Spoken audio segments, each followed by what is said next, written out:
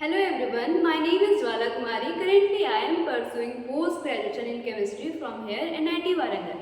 Before going to start the topic, I want to take you in a real everyday situation that explain very beautifully the most important topic in the chemistry. Suppose you are sitting in a closed room and suddenly what happens, the room becomes too much hot. What you do in that situation? You just switch on the fan or you open the window, or you want to sit in a colder place so that you can change or you can oppose the stress applied. The chemical equation behaves exactly like us. Whenever the external stress is applied, they want to oppose the change. Okay, this is well explained by Lee-Chatelier principle.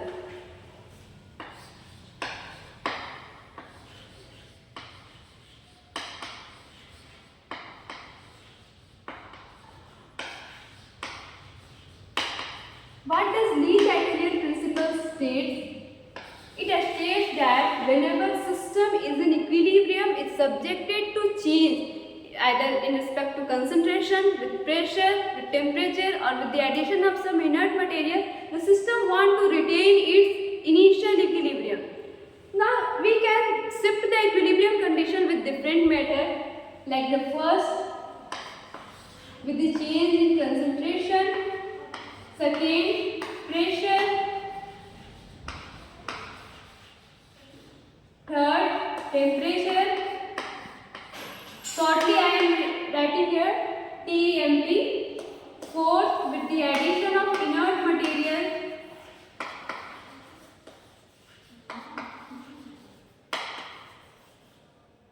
Fifth one is also there, catalyst, but that is not too much important. If in catalyst we see simply positive catalyst, it does nothing, equilibrium will not change, only it increase or decrease. Generally it just decreases the time, it does not change the equilibrium.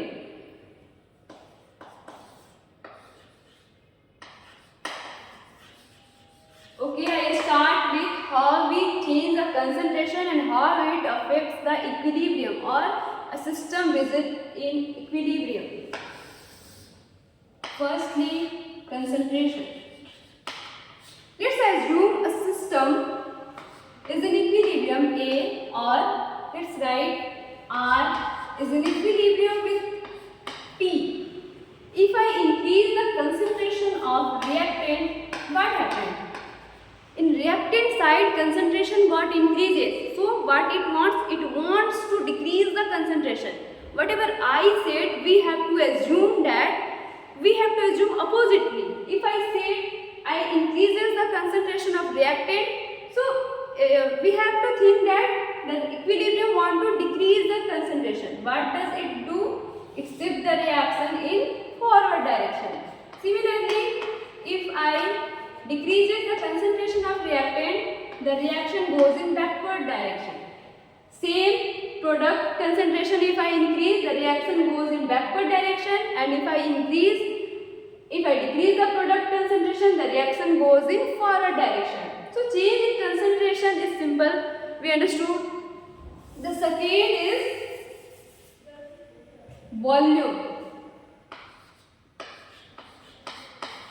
Whatever formula I used, I just write in this column. With volume, we learn with change in pressure and volume, because with the Boyle's law we know that volume is inversely proportional to the pressure. Okay, first formula we got, volume is inversely proportional to the pressure according to the Boyle's law. What does it say? If I increase the volume, then pressure got decreases. See, if a system is in equilibrium and pressure got decreased, what system wants? System wants to increase the pressure. How system increase the pressure? We learn another formula is there. PV is equal to nRT. Means pressure is directly related to number of moles. Now I decreases the pressure. So to increase the pressure, what system do? It shifts in that direction where the number of mole is more. Okay. So the equilibrium shift in that direction where the number of mole is more. If I decrease the volume, then pressure got increased, then the system wants to shift in that direction where the number of mole is less. This we apply in question, but what is the concept behind this? If I take three cases are there. If delta Ng is equal to 0, in second case if delta Ng is greater than 0, in third case if delta Ng is less than 0. In first case, if I see one example I am taking, in each case H2 react with I2, it gives 2HI. Here if we see in reactant side number of mole is 2, in product side also number of mole is 2. So change in number of mole is 0. If I calculate QC, reaction coefficient, that in terms of number of mole and volume, then number of mole of HI upon volume whole to the power 2, then number of mole of H2 upon volume, number of mole of I2 upon volume. See, the volume got cut. Now QC becomes independent of volume. So here if we increase or decrease the volume, the equilibrium will not affect it. Second case I am taking one example. PCl5 is in equilibrium with PCl3 plus Cl2. Here delta Ng is greater than 0. If I take QC, then in terms of number of mole and volume, PCl3 upon volume, same number of mole of PCl5 upon volume. If I see here, QC is inversely related to 1 upon volume. One another thing is there, in a reaction, in a particular reaction we know Kc is there, equilibrium constant is there. Kc what? Equilibrium constant. One formula we use here, that is PV is equal to nRT, that is ideal gas equation. So here if we see, if I increase the volume, then QC got decreases. QC got decreases means what? QC is less than Kc. Now QC is less than Kc means QC we know it is the product concentration upon reactant concentration. Means so QC got decreases means product got decreases. If product got decreases means reaction proceeding forward direction. So here reaction proceeding forward direction. The another case, if I increase the volume, if I decrease the volume, then QC got increased. QC got increased with what? QC is greater than Kc. If QC is greater than Kc means product is greater. If product formation is greater, then the reaction should proceed in backward direction. So this is the concept. But usually just we apply simply that if I decrease the pressure, then the reaction proceed in that direction where the number of mole is more.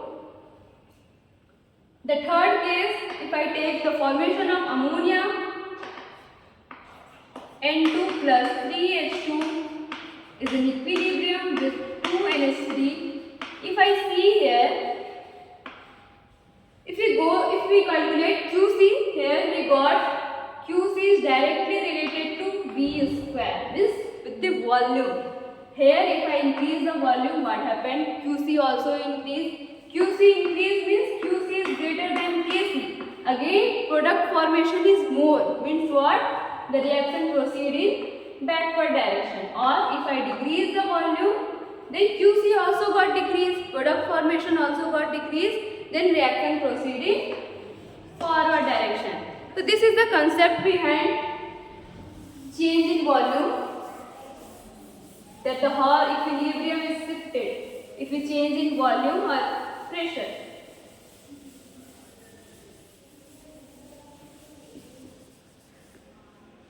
The third one is change in temperature.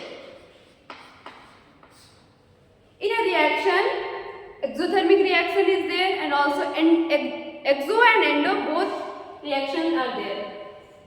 So two cases we take. First endothermic and the second one is exothermic. Simple reaction I am taking if R take heat and it forms product. Here R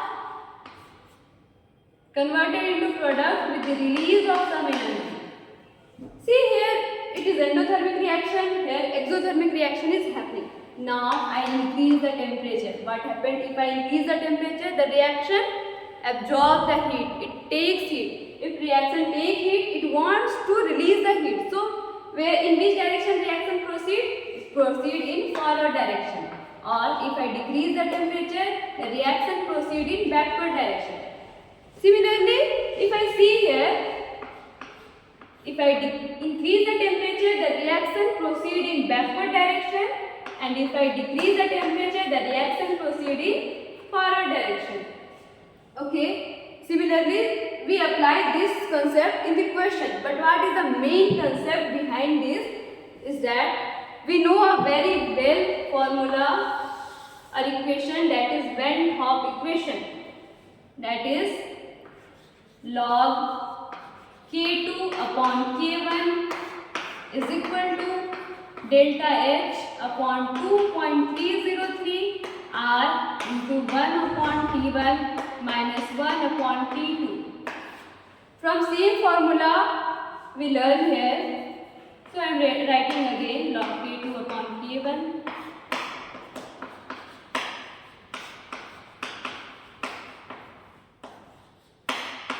Okay. T1 and T2 are, T1 is the initial temperature and T2 is the temperature when I increase. Means we assume that T2 is greater than T1. And what are K1 and K2? At temperature T1, K1 is the equilibrium constant. So it is, I represent K1. At T2 temperature, the equilibrium constant is K2. Now, if I increase the temperature, means T2 is greater than T1. Now here we see clearly, T2 is greater than T1, means 1 upon T1 is greater than 1 upon T2. This whole become positive. Now this whole become positive, delta H is already positive because it is endothermic reaction. Positive multiplied with positive become positive. So log K2 upon K1 is positive, means K2 is greater than K1. Now with the increase in temperature, the equilibrium constant also increases. What does it represent? It represents that the reaction proceeding forward direction. Similarly, if I decrease the temperature, then T1 is greater than T2.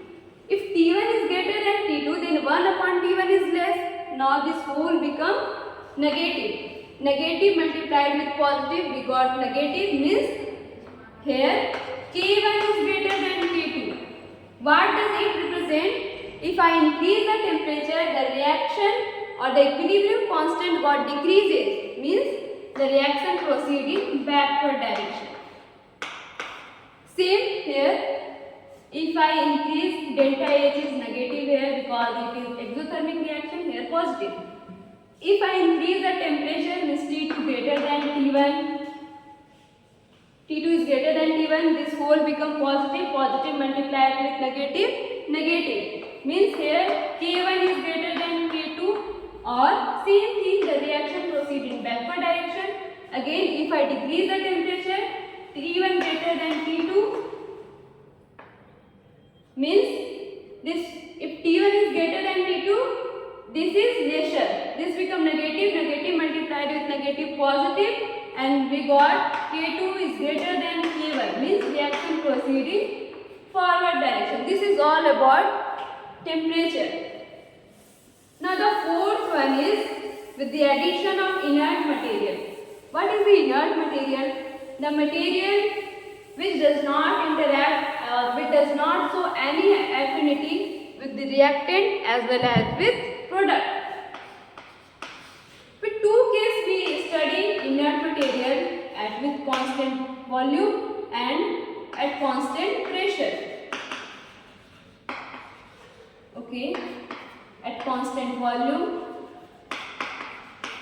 At constant volume, we just study like in rigid container. If we assume some process is going on, then at constant volume it was going on. If we add some inert material, it does not affect the reaction equilibrium. But at constant volume pressure, if we see,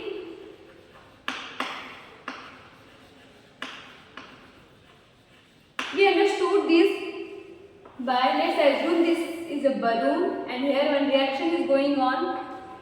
N2 plus 3H2 gives 2NH3.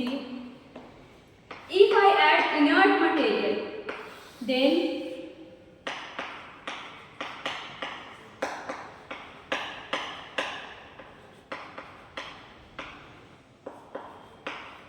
initially and final we have to maintain the pressure. If initial pressure is 10 atm, then final pressure should be 10 atm. But we are adding helium, then it having also some pressure, like it have 2 atm, then this reaction have 8 atm. Now if we see, the pressure got decreases. For this equation, pressure got decreases. Now pressure got decreases, so the reaction will be shifted in that direction where the number of moles is more. Okay. Now we understood how we change the reaction condition so that equilibrium got disturbed and equilibrium itself re-attained its original equilibrium. One example I am telling. I am going to tell one example where whole concept is applied. PCl5, PCl3, Cl2 with the release of heat. In question they ask what is the favorable condition for the formation of Cl2. With concentration, if we see, we have to increase the concentration of PCl5 or decrease the concentration of PCl3 or Cl2. Then only forward reaction favored. Second, with temperatures should be decreased. Then only reaction proceed in forward direction. And pressure, if I increase the pressure, then reaction proceed in backward direction, because in reactant side number of mole is less. So pressure should be decreased. What about inert material? We have to add inert material at constant pressure. Then only reaction proceeding forward direction. Okay. Now Lee Chatelier principle also apply in physical equilibrium.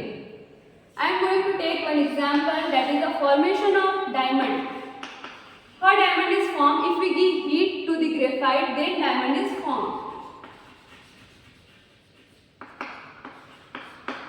In diamond, we know the density of diamond is more. See, this is graphite and this is diamond. If we give heat to the graphite, it forms diamond. Diamond having more density. Just I am writing density is more. And we know density is equal to mass upon volume. So here volume is less. Here density is less or volume is more. So what is the favorable condition for the formation of diamond? The favorable condition is we have to increase the temperature and also we have to increase the pressure. Then only formation of diamond is favored. At the end, I want to take an example which beautifully explains the Lee Chatelier principle, that is, let's take example that is SO2 gives react with O2 gives 2SO3. Here percentage yield versus pressure is given and temperature is given like that.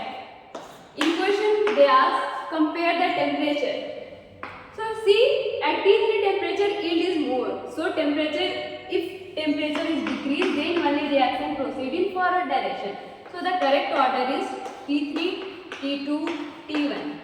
This is overall about how can we change the reaction condition so the equilibrium got shifted and itself it retained its original equilibrium. Thank you.